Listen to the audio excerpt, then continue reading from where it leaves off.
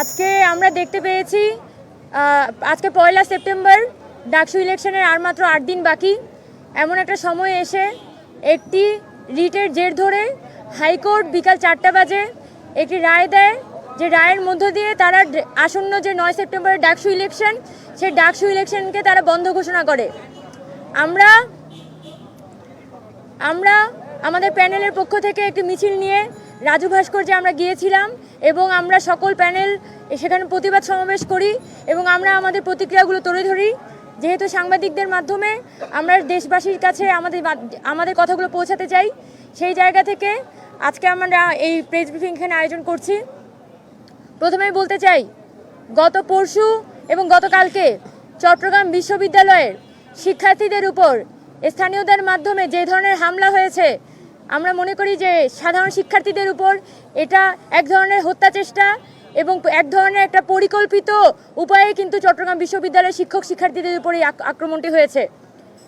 পরবর্তীতে গতকাল রাতে বাংলাদেশ কৃষি বিশ্ববিদ্যালয়ের সাধারণ শিক্ষার্থীদের উপর সে একই উপায়ে কিন্তু এখানে তাদের উপর হামলা হয়েছে।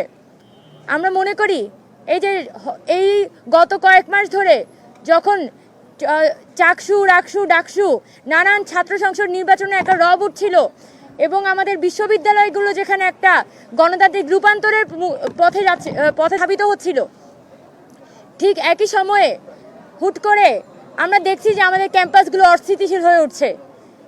এবং গতকালকে চট্টগ্রাম বিশ্ববিদ্যালয় এবং বাংলাদেশ কৃষি বিশ্ববিদ্যালয়ের ঘটনার জের ধরে যখন ঢাকা বিশ্ববিদ্যালয়ে আজকে ডাকসু নির্বাচন বন্ধ ঘোষণা করা হয়েছিল, আমরা মনে করি যে সেটা একই ধরনের ষড়যন্ত্রের ধারাবাহিকতা।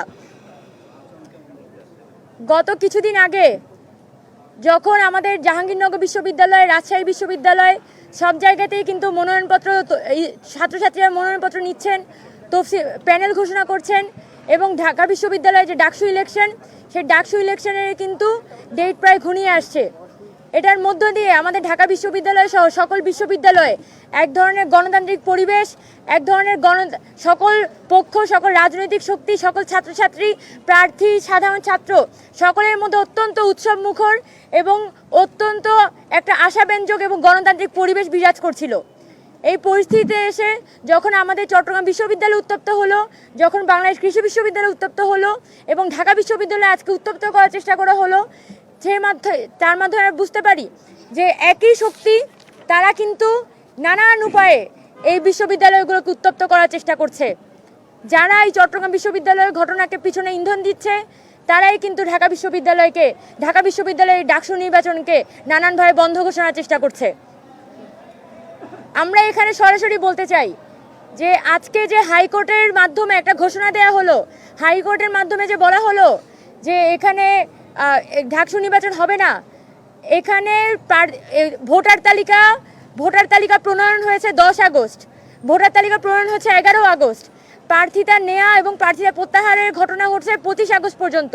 এই পুরোটা সময় এখানে কিন্তু ওই গোষ্ঠী চাইলে তারা এখানে রিট করতে পারতো, কিন্তু ডাকসু নির্বাচন যখন প্রায় ঘনিয়ে এসেছে ওই সময় কিন্তু এসে তারা হাইকোর্টে রিট করছে।